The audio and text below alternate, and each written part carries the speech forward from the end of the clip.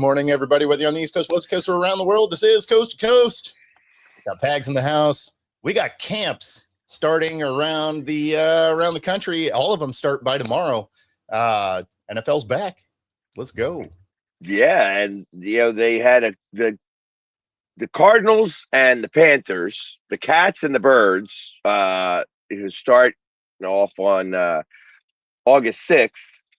And so they started camp a couple of days ago, or just like really yesterday. Yep. And Panthers already have one down. Man down. Literally, first day of camp. Their edge rusher, Nick Scourton, ACL. He's getting a second opinion today. They don't generally mess that one up. Like, they kind of have those on lock. I'd be surprised if it came back as something else. Sonia's going to be bummed out. Yeah, I mean they're fresh off of their playoffs here, and next thing you know,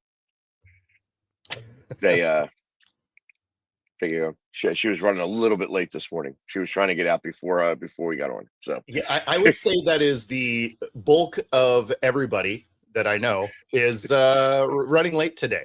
Yeah, exactly. We're just not moving at the same speed as the world. Yeah. But yeah, so I can imagine that Sonia is like, hey, we just the first loss on our playoff caliber team. Yes. If that's what you want to call them. She thinks they're going 17-0. So I haven't spoken to Sonia in a little while, so I'm glad that she has that feeling. Yep.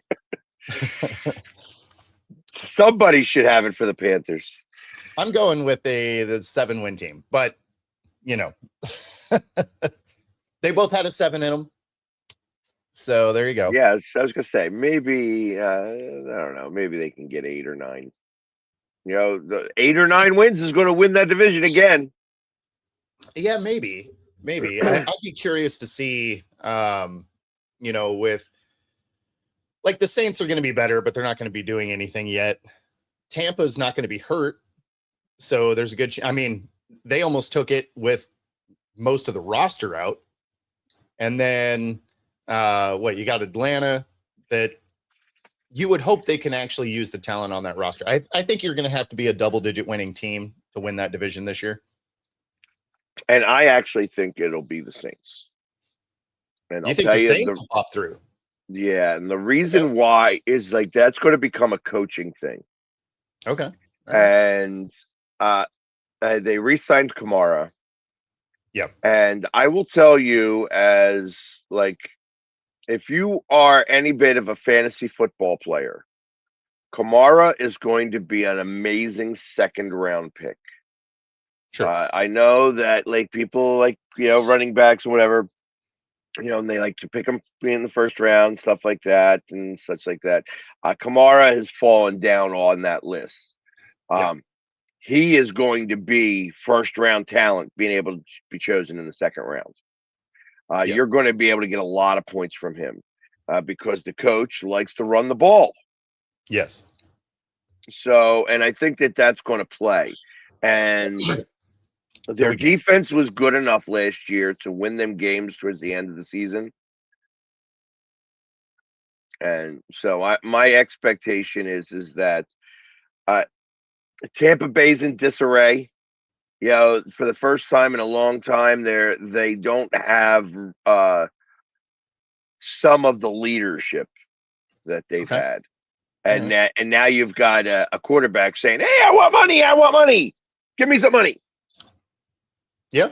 So I think that creates enough going on, and I just think Atlanta's Atlanta.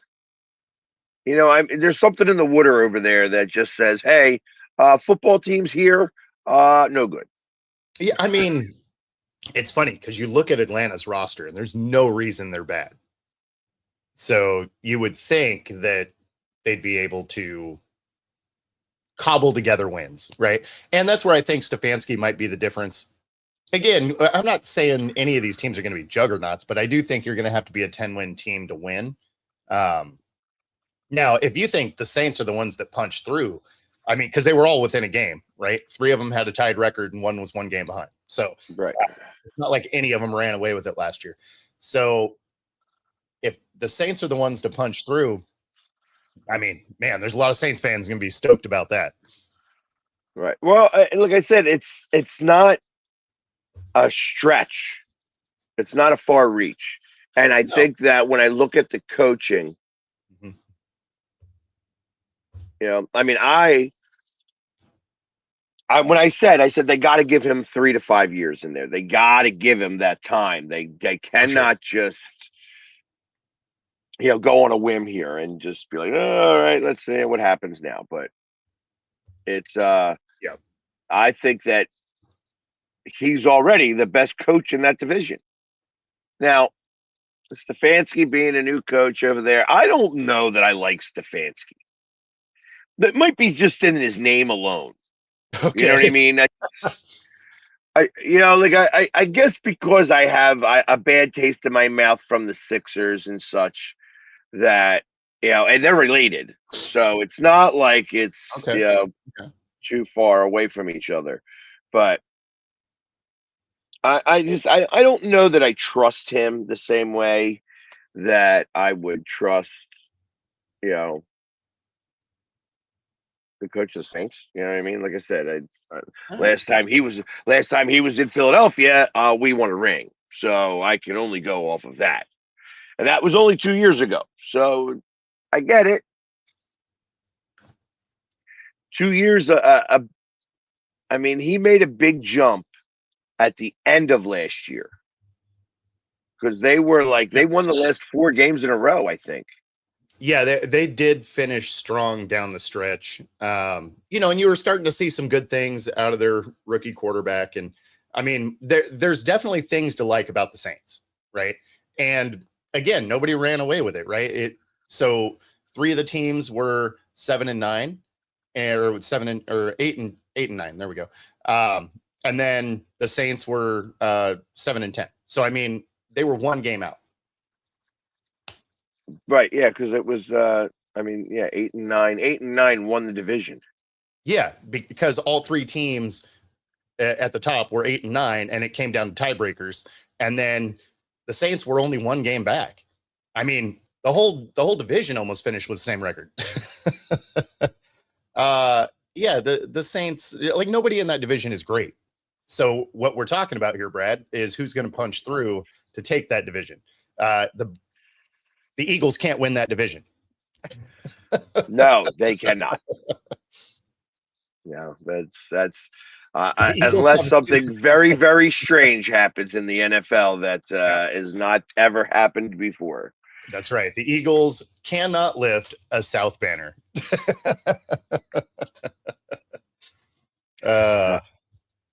Mendoza signs for 4 years, $57 million. Gets his money.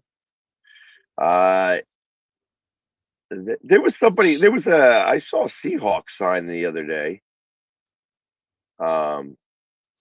We've done some little things behind the scenes. They're saying Emin Wari is going to play week 1. Yeah, so there was a lot of talk about him being on the PUP list, and I guess for our viewers, the PUP list before the 53-man cut doesn't actually mean anything. So when you are talking about during, if you're on the PUP list and you have your roster, you're entering, camp, or preseason, you have to miss 4 games. Like, that's part of it. If you're on the PUP list right now, you could be on it today and then off it tomorrow. So the PUP list doesn't mean anything when it comes to when camp starts, and until the rosters are cut down to the 53, the PUP list you can come off of anytime. So Actually, what it does is you're allowed to only bring 90 people into camp unless you're on the pup list. And if you have 4 people on the pup list, you can bring 94 people into camp. well, no, you can, but I mean, you can also come off of the thing at any time. So Right. it's not like one of those where, oh, he's on the pup list, now he's going to miss time. That's not true until you hit preseason. So so you don't have to worry about that so much. But you know, it was an ankle injury, but I coached at his kids camp you know, the week prior. So he was moving around and fine. He kind of tweaked it. They threw it on because camp hadn't started yet. And yeah, he's going to be fine. So, You know, it makes me wonder, with all of the science and the technology that's out there right now, you know, why is there such a problem? Why you feel like I feel like that they could do certain things to be able to make sure to protect your ACL. Like, I know that I my thought is that they can't do the taping, you know, but is it is it some like type of contraption that you can put around your knee that protects your knee from being able to do certain things? Or like well, I feel like that we're at the point now where some of this could be done. Day one of camp, we have an ACL tear, sure. and it's, I'll be honest, that's the biggest fear going into the first couple days of camp, because that's where everybody gets hurt.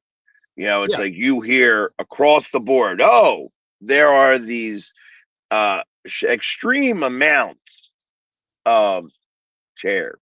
You know, like that. There's a few. It's not one anymore. This isn't the first. This happens to be the first one. I put the over under on ACL tears at like 6. Yeah. Yeah. Between 4 and 6 is probably about what you end up with. And I mean, you know, you're going from light workouts to, you know, real workouts. You're still not playing games or anything, but you're doing real workouts. Um, I mean, tendons are rubber bands, right? So, I mean, you know, it just repetitive use, a little bit overextension, and, you know, they pop like it happens. And even if you were to try and limit, say you put some sort of brace that limits the knee, well, then if the overextension happens at the bone, you can risk breaking a shin or a femur or something. So, I mean, I would rather uh probably do that because your return is faster, but than ligament tears. But at the same time, you know, if an injury is going to happen, the brace is only going to transfer the injury potentially to the next weakest spot, right? Now, So does it I mean, save a but couple of them? Maybe, but you knowing about this would maybe, again, I know that at one point, yeah, there was a guy playing lacrosse. Now I understand this was not football; this was lacrosse, a whole different sport. Lots going on. yeah, Tore his ACL. yeah, They makeshift a, you know, they duct tape a few rubber, yeah, yeah, things on there, and they made like an external ACL. yeah.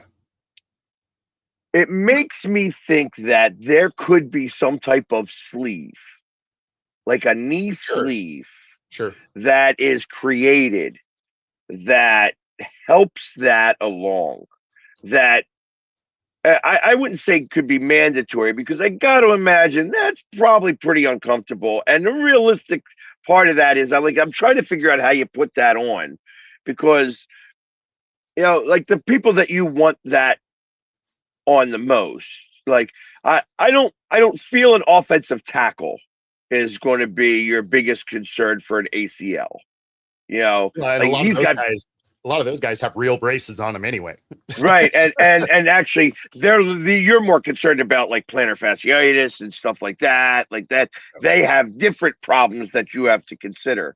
So, but like I'm thinking that like, so I was just hanging with Will Shipley, who is running back for the Eagles, and I mentioned yesterday how his calves are the Massive. size of tree trunks, and Yeah. I'm trying to think, well, there ain't no thing that you're going to get over that calf that's going to make any sense. That's going to be able, like no sleeve that you put over there, because the moment you get over the calf, it's too expanded at that point. You know what I mean? It's not Uh, going to. you'd So have how do you put the brace on? And I got to imagine that's the cause of this. That's part of the, hey, we can't figure that part out. You can't magically put it on. You know what I yeah, mean? it would have to be one of those Like a Velcro of some sort. But yeah, that's a Velcro or one of those like pop-in style zippers so that it doesn't have like the teeth where it'd be like binding on you at all. Um, but then strength becomes the issue, right? right. So yeah, I don't know. I don't know that there's necessarily a good fix. Knees are just a fragile design by nature, right? And I mean, as someone that's tore up both of them, uh, it's there's only so much you can do, and you don't want to limit your mobility, especially if you're in one of the skill positions. If you're a running back, a corner, a wide receiver, you need that flexibility in your knee as you're cutting and trying to move around. And sometimes just unfortunately, that little rubber band in the middle of your knee pops, and sadly, it's one of those where you're like, well, you can play Well, some Robert, football. because ultimately, when you have those types of situations, as we're reading here from Robert, then you have, like, if your knee is too strong and it doesn't have that, it has that type of mobility.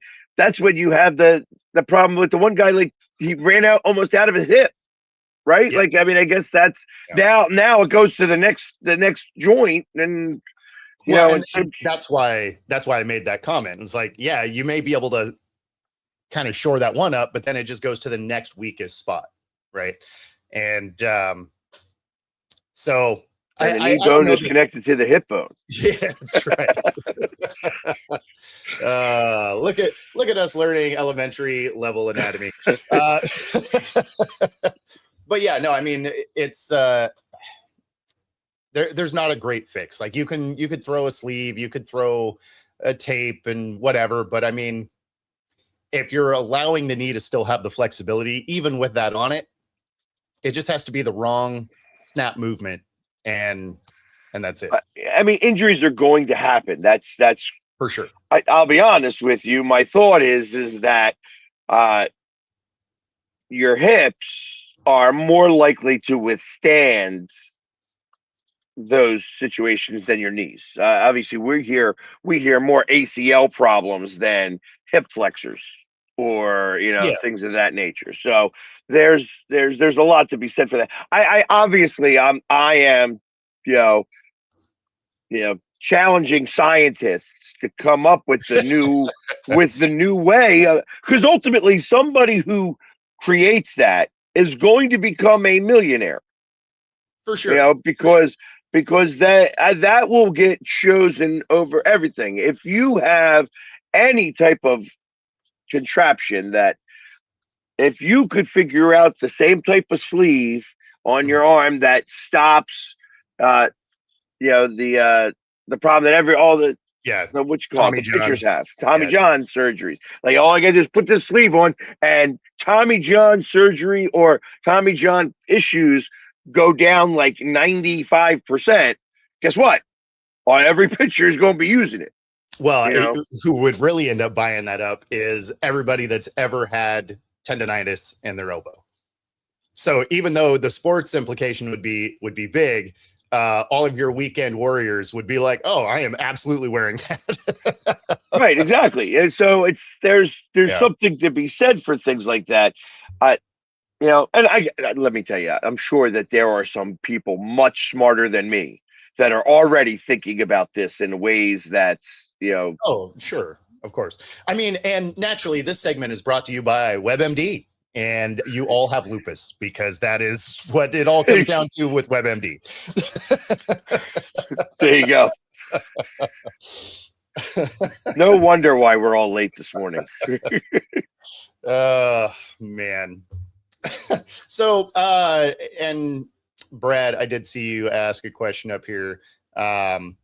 Mendoza is with the Raiders, and that does actually kind of bring us into one of the things I wanted to talk about. Who are some guys that are going into camp, whether they're rookies or not, that you're kind of excited to see or want to see how they're going to fit with their teams? It doesn't need to be the Eagles. Just around the league, whether it's a familiar face in a new place or if it's a rookie that you're interested to see what it is they're going to look like.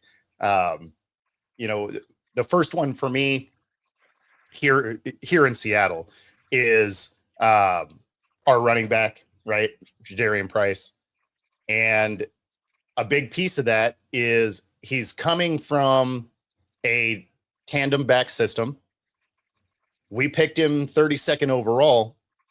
He wasn't the number one guy in his own program, right? Now he had a generational guy in front of him. So, you can credit that to some degree in Jeremiah Love, but he's going to have to come in and be the guy, right? So you also have the big shoes to fill in Kenneth Walker being the Super Bowl MVP. Nobody's going to remember that he was losing his starting job to Charbonnet throughout the season. Everything they remember is he had a good run through the playoffs. So he's going to have to come in and be that guy. I'm curious to see what he does as camp really starts to kick off. Yeah, Yeah, and exactly, Rob. You want to see what Walker's going to look like in KC, because that's also going to be interesting. I think that going off of what you were just talking about there, the second running back, when you got Love, who was the number one, it's like, and he was, like I said, far and away a much better running back. But then I think about that with Saquon Barkley, and then we had Sanders, who was underneath him, and the Eagles took Sanders, and Sanders was great for a couple of years, and ultimately he wasn't Saquon Barkley, what I mean? And ultimately Saquon Barkley got us that, the ring, and Sanders was a good fit for the time, and then, had to move on. So I kind of liken that to the same type of situation. I feel that you probably have somebody who's got a lot in the tank because he was behind somebody who was used a lot more frequently than he was. If he's got, if he's 85% of what Love was, that's 100% of a lot of people. You know what I mean? Like, that's still no question. And I mean, once Charbonnet comes back, he is going back into a system that he's used to in splitting reps, right? Because then he would be that secondary guy. So, yeah, and that's exactly right. He'll have Charbonnet, but Charbonnet doesn't start the season, right? He's going to miss a little bit of time, and so he's going to have to be the guy for a few weeks at least. So I'm very interested to see how he looks in camp. Certainly once we get into preseason, because even if Charbonnet was healthy, he's going to get all the reps. So those are the types of things that I'm looking for as far as that for the Seahawks. But I mean, there's a lot of guys around the league that are interesting going into camp, right? Another one that I was looking at is Carson Beck is going to be interesting, right? Because you have Brissett basically finding his way off that team, right? I mean, I want more money. Dude, you won one game. Like, calm down. Did you look better than the nothing that was going on there before? Sure. But that's setting the bar on the floor, right? Like, that's not like, oh, I achieved a thing. It's like you won one game and you looked okay. Like, I don't know that warrants holdout money. So if you're Arizona, are you saying, you know what? We have Minshew, we have Beck, we have some weapons. We don't have an offensive line. And that's where I think Beck becomes interesting because he's a big kid, right? He's like 6'5". He makes good decisions when he has protection, right? The problem with him is his decision making drops way off under pressure. Well, he's going to be under pressure a lot, certainly playing games within the division, because the defenses that he faces here in the West are no joke. So will he be able to, through camp and preseason, get used to running for his life? Because he's going to do a lot of that in Arizona. On their draft board, they only ended up with what I think they took a guard in the second, and then I think that was it. I think that was the only offensive line acquisition they did. And it was a line that was not very good. So if you're looking at a guy that struggles to process a defense when there is pressure, man, he's going to get a lot of practice to overcome that. Yeah. And yeah, Kyler Murray in Minnesota, that one's going to be interesting too. He's still going to stink. Yeah, agreed. They have a better offensive line than what he's coming from. So, and they do have good weapons. Do I think he's the guy? Not really. He hasn't shown us he is. He showed us that he can win like 7 or 8 games, even in a row, and then fall apart. Well, we'll see. We'll see if that makes a difference over there, because they had a quarterback who won them a lot of games, and of course just lost one playoff game, and you guys said, nope, get going. And then of course he won a ring. So yeah. Well, and JJ was obviously awesome. So there was that. Yeah. Yeah. Do you think JJ becomes starts his coaching career very soon? I mean, I think he gets through his rookie contract, right? I don't think they're like, well, turns out you're not very good, man. I think he's one of those players that he's going to be injured enough that he'll get through his rookie deal. Someone will take a flyer on him. Like he'll quietly last. He'll be the clipboard. He'll be the clipboard king. Yes. Yeah. Like he'll quietly have a decade in the league without having any real impact. Who knows? Maybe he comes out. Well, because he's good. Like he says, it's so funny that I put it that way, though, I guess, because it's like, hey, is he going to start his coaching career? Because really, that's what you're doing. You are becoming a coach when you are a career backup quarterback.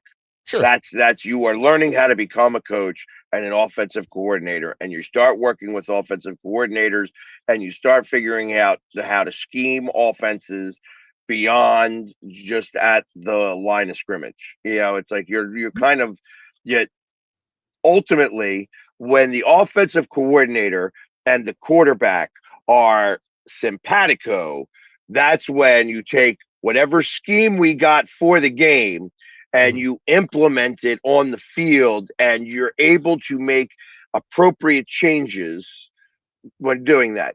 That's what made Peyton Manning such a great quarterback. Peyton Manning wasn't a great anything. He wasn't very fast. He was a chess player and understood his, I mean, you could say the same thing about Brady too, right? 100%.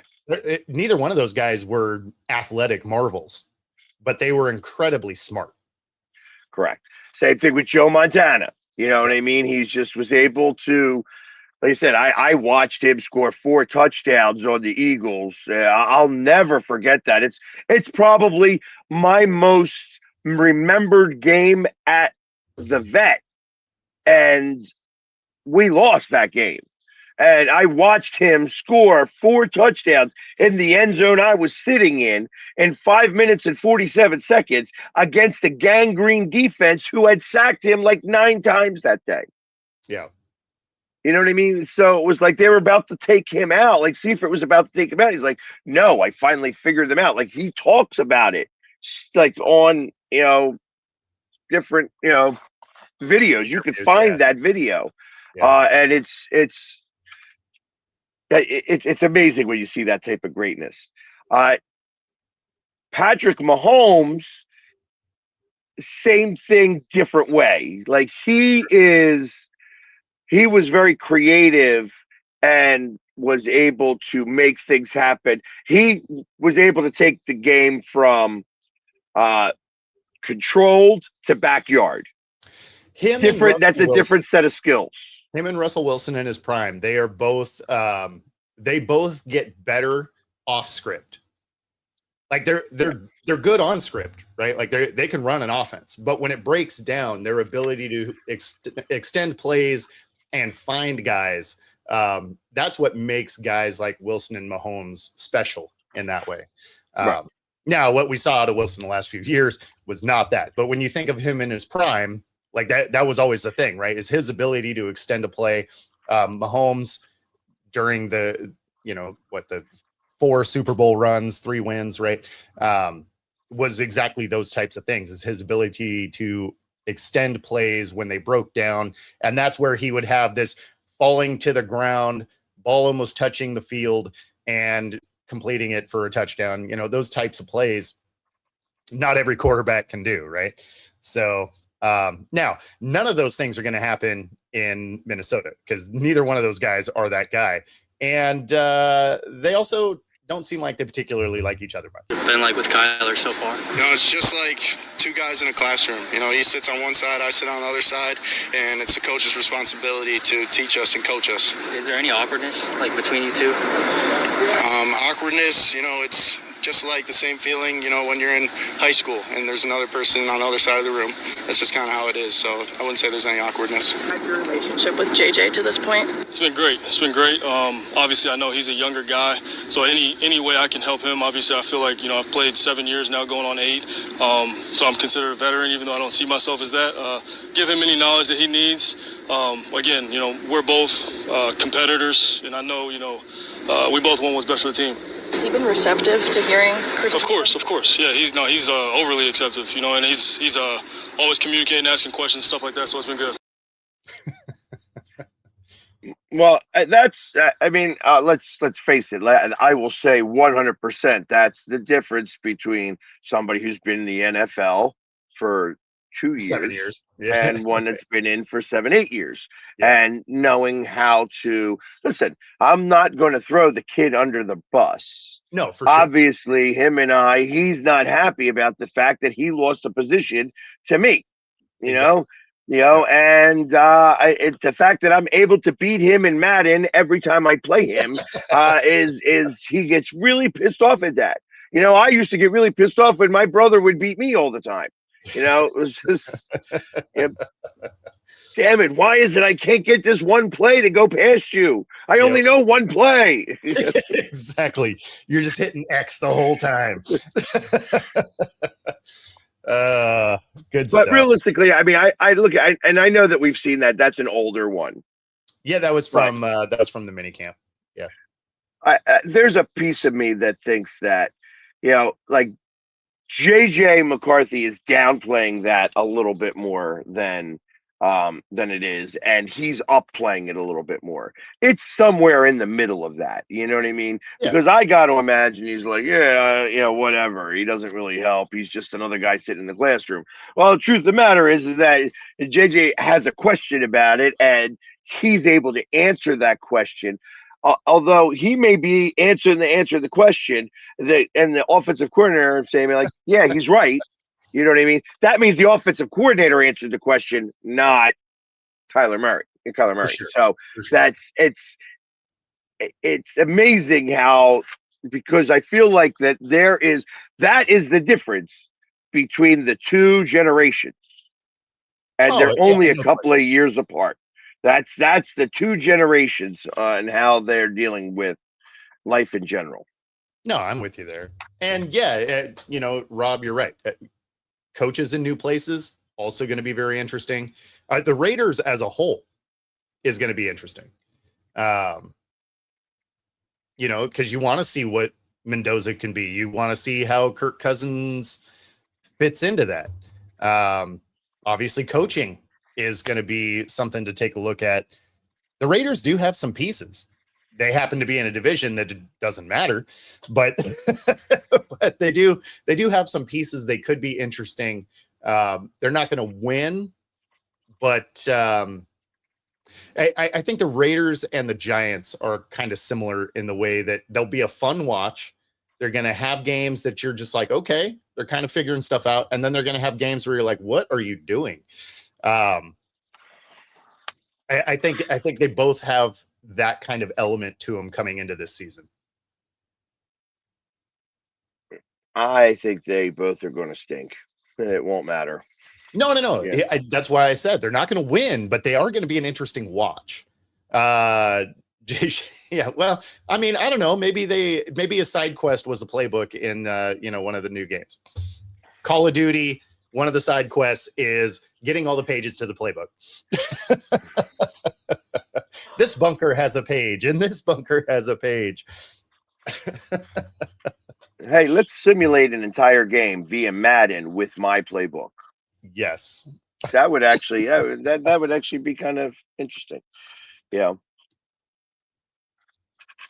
Special edition. I like it.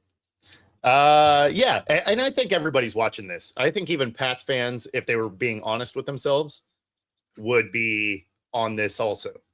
Like, did we win all those games because we only played 3 coaches that didn't get fired? Or are they that team? You know, and we're definitely going to find out because their schedule is much more difficult this year. So, and I think you could say the same thing about the Broncos. You know, I know the Broncos had a better defense, and the defense won a lot of games. And now all of a sudden, though, you have a coach and a quarterback that aren't 100% seeing eye to eye, and literally yeah, I mean, they did have a tougher schedule than the Pats, though. They did, but I mean, just their division was tougher. So, but they also were winning games because of their defense, not necessarily their offense. Oh, and agreed. I think that your defense can get figured out different from year to year, rather than it's just not as simple. I don't think that the quarterback got any better. Is kind of what I'm getting at there. Okay. I'm interested on Chicago. Is Chicago for real? That's the bigger one. I think that obviously if you put Denver's defense on Chicago, sure, that team wins the Super Bowl. It's a great team. It's a great team. I mean, they'll go as far as Caleb doesn't make mistakes.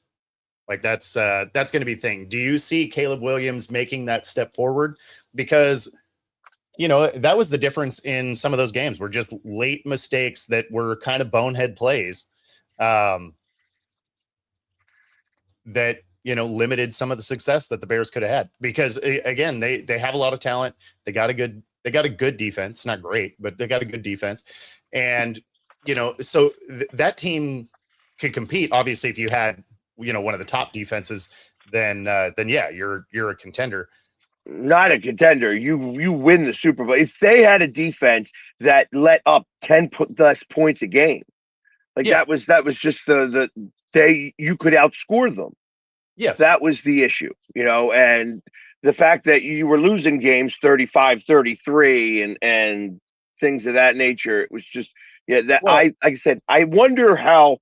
My thought is that coach's energy was able to transfer over to his team. Yeah. Is he going to be able to do that again this year? That is not as simple to have happen. You can win, like as we learned with Detroit, your energy translated over can win you games. Sure. The next year, it's not as simple to keep that energy as high. It's harder to do. Mm-hmm. Now, winning helps. So lots of winning makes a difference. Obviously, it's easy to keep the energy up. But we're going to find out very early on. There's going to be like week 3, the Eagles and the Bears are playing on Monday Night Football. Yeah. I mean, so I'm going to get to see it very up close and personal very early on. And it's. Yeah. And Rob, you're right. Bengals, similarly, if they had a defense, or the Cowboys, honestly. They were the number 1 scoring offense last year and had the worst defense in the league, somehow worse than the Bengals. So, which is, wild. I like that Spence is, just wishing evil on AJ Brown.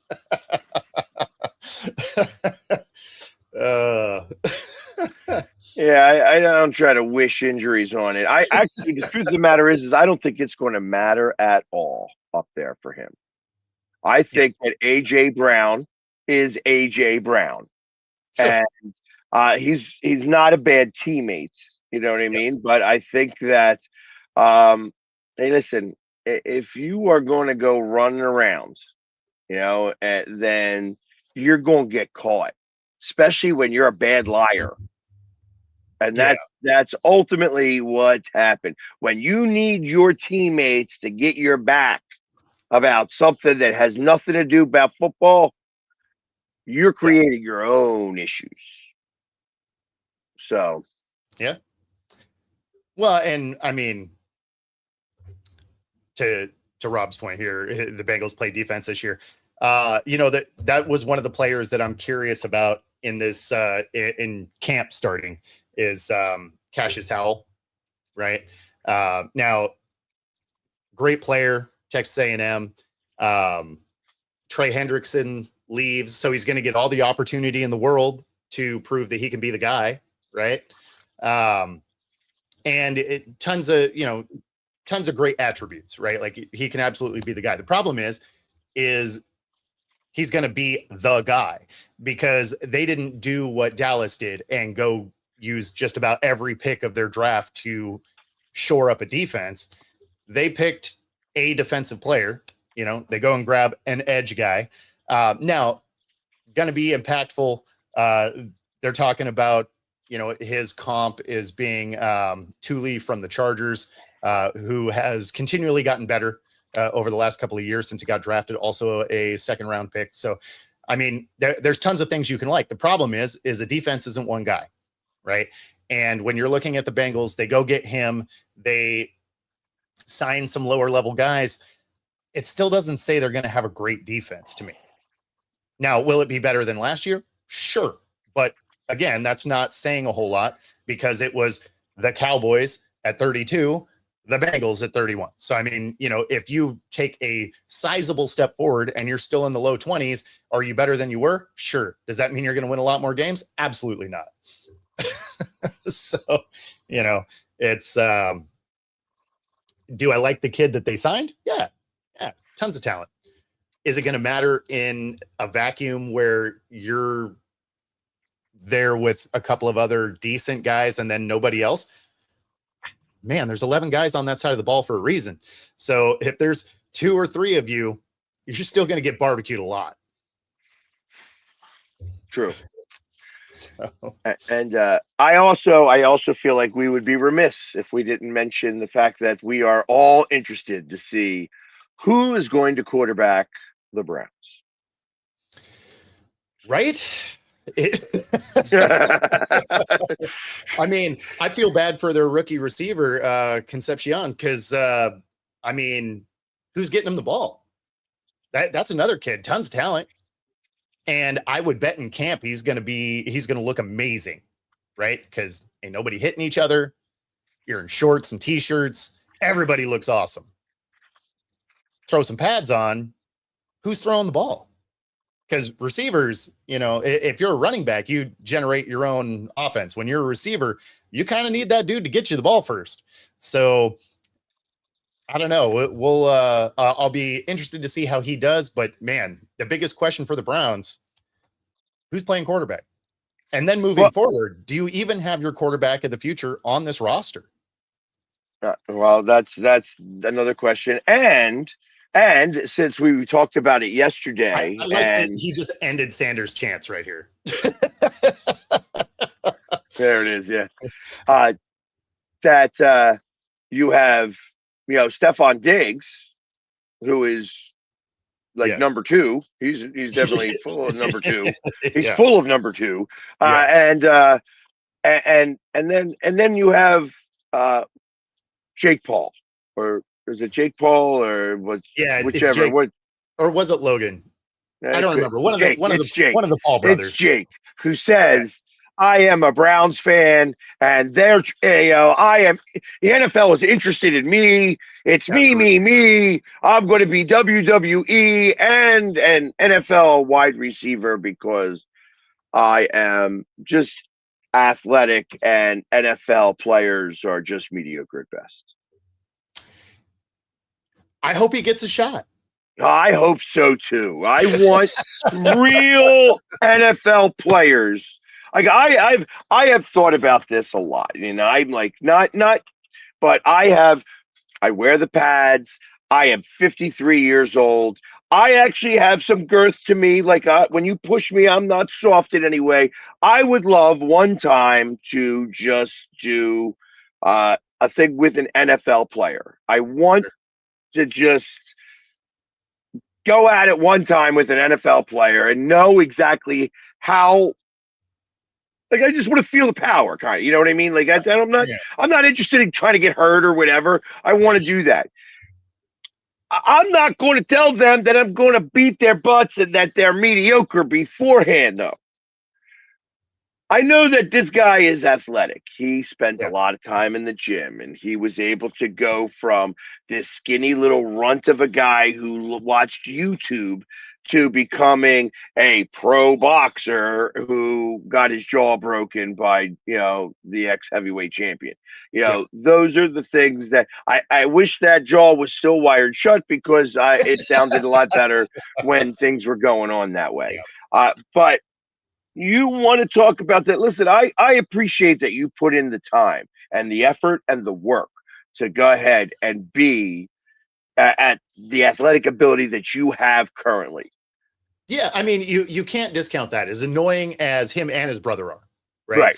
He's boxing, his brother's in WWE, and you can't discount the work that they put in to get physically in shape enough to do both of those career paths. So absolutely, they've gone from being YouTube influencers to actually being able to compete in these two arenas, be it whatever level you want to give them credit for. But, at the same time, you had to put yourself in that situation. That being said, I feel like they are like Jerry Jones, where I wish they would just shut up all the time. So I am hoping they do give him a shot. And the fact that you want to play receiver that's out of all the spots, like I would have thought maybe tight end. Tight end would make sense. They're big, right? They're tall. Right. Like it's like, okay, you can block some of these guys. You would find out what that's like. I mean, it's like you have fast hands. That's what a good tight end is. So a good tight end is going to be able to get the block in and then go run a route or do some of those things. So there's some of that could be utilized one way or the other. And listen, if you are good, if you can catch a ball, if you listen, they're going to. Him talking is going to possibly give him a shot. He'll get a shot, especially with a team like the Browns or the Jets or somebody that's just trying to create some buzz around their program. Someone will actually give him a workout. And it could even go as well as a Brock Lesnar type of thing, right? Right. Where maybe you make it through camp and you do some preseason games and whatever. Like you may actually get some of that. But do I think he can hang with an actual NFL team? Probably not. But I would love him to make the team. And then in the first real game, like he gets the opportunity to go across the middle and he gets smacked. I would love to see what happens next. See, that's where you want. And again, this is purely because dude's annoying, and I'm not wishing him injury from it. But that's where you wish that Lewis had Chancellor behind him, and they go and like. Well, no, but it's not going to take long for a shot like that to happen. It doesn't necessarily have to be Ray Lewis. You know what I mean? I get it. So Ray Lewis would be better. I'm just saying that type of hitter, right? So for Seattle, since we don't have Chancellor anymore, Emin Worry is that type of hitter. Right. You want somebody that's going to go out there and like be like, okay, you're coming across the middle. I might even get a penalty, but you know what? You're not going to come across the middle anymore today. Well, or like I just like the idea of like getting a full smack. I want you to get hit full speed, and then I want to see what happens. Because listen, I want to see you pop up with the same type of energy. You know, like you watch, you think of Travis Kelce. Sure. And it's that type of energy, like where he pops up and he's like, yeah, let's go again. And like that fires up the rest of your team. You would be able to do that. Yeah. You're you're a second and you're like on the knee for a second before you're popping up like that.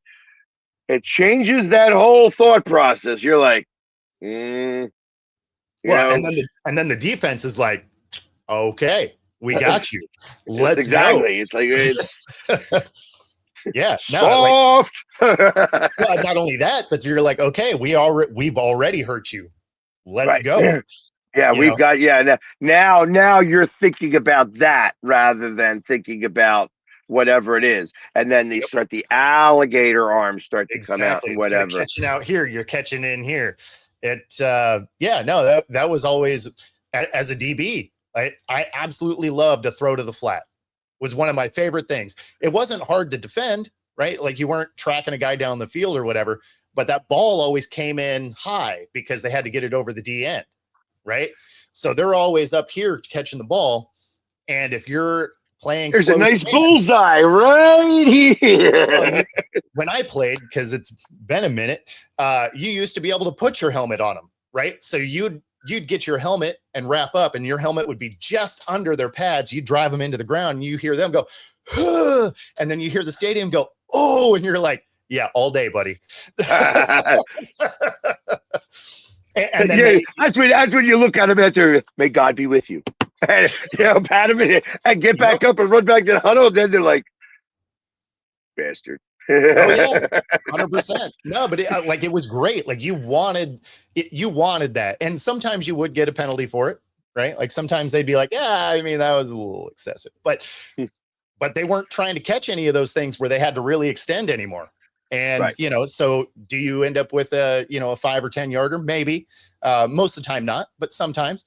And but it disrupted their game the rest of the day because they knew, man, this guy's close to me and his goal is to hit me. It's not to try and tackle me. Like he's trying to hit me. Yeah. But, and it's not just that it's not during that series.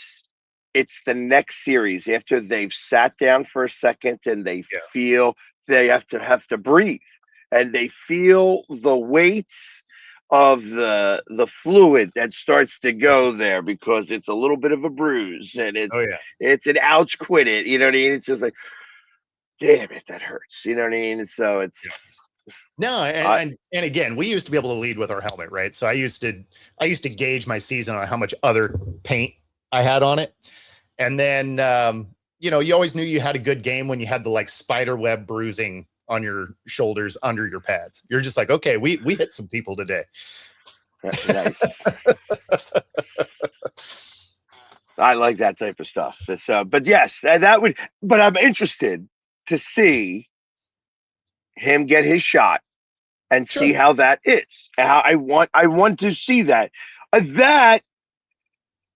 Well, and then that would give me a little bit more respect for you. Well, and as an athlete in general. Not if somebody did it dirty. Not if somebody did it dirty. I don't want him done dirty. I want him done correctly, hard. I want him to pop up afterwards. That's going to give me the respect level for you. Like, that's what I want. You're talking about how these guys are mediocre. You're going to get targeted because of that. For And sure. now I don't want you to get hurt, but I do want, because I want So you're lying. You want him to get hurt. You don't want him to get injured. right. Yeah, I want you to feel that. I Yeah. want you to pop up, and then I want you to say, yeah, that's mediocre. That's what I want you to do. I want you to have that same energy when you're on the field than when you're off the field. And if he can, he makes the team. Right. No question. 100%. Like if you take that hit, you get open, you take that hit, you pop up, and you're like, let's go. You probably make a roster.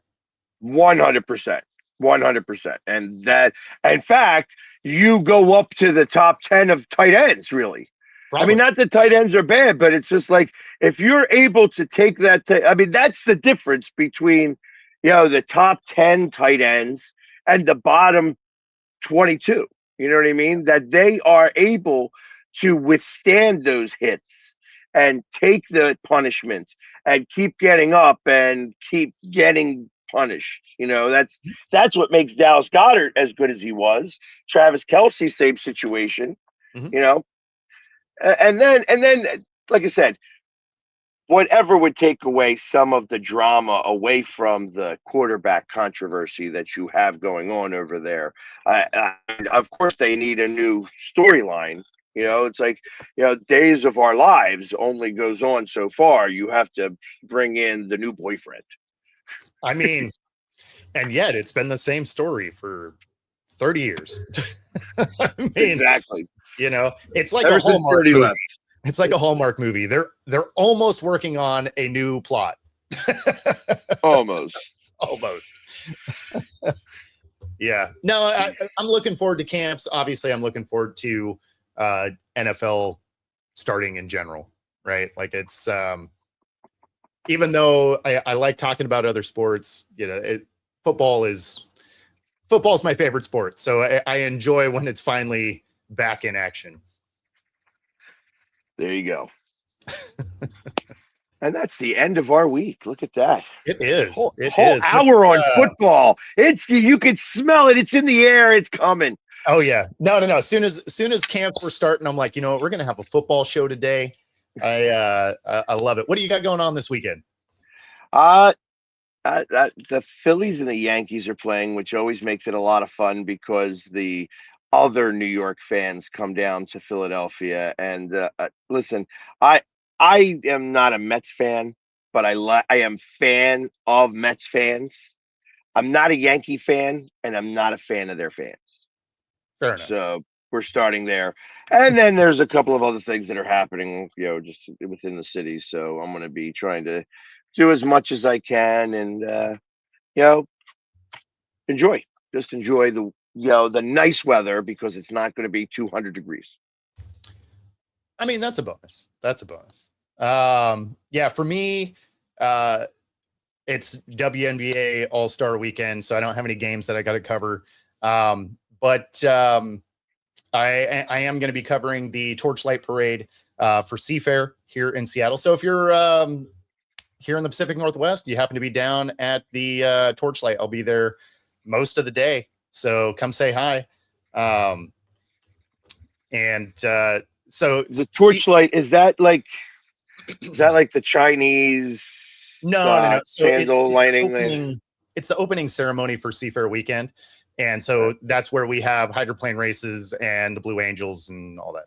Oh, so. Okay. I didn't know. And I don't know anything about that. So yeah, cool. No, that's why I said if you're in the Pacific Northwest, because nobody else is going to have any idea what I'm talking about.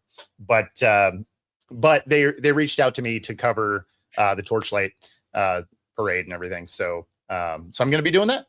So awesome. There we go. Yeah, so we'll be seeing the highlights of the Torchlight. Yeah, it should be fun. So perfect. And yeah, other than that, we do got to get out of here. If you are watching on YouTube or every other platform, be sure to like and subscribe. If you're listening on 97.3 ICU Radio, we got some smooth jazz to calm down your Friday. Get ready for all the action this weekend. We'll see y'all on Monday. Take it easy, everybody. Peace.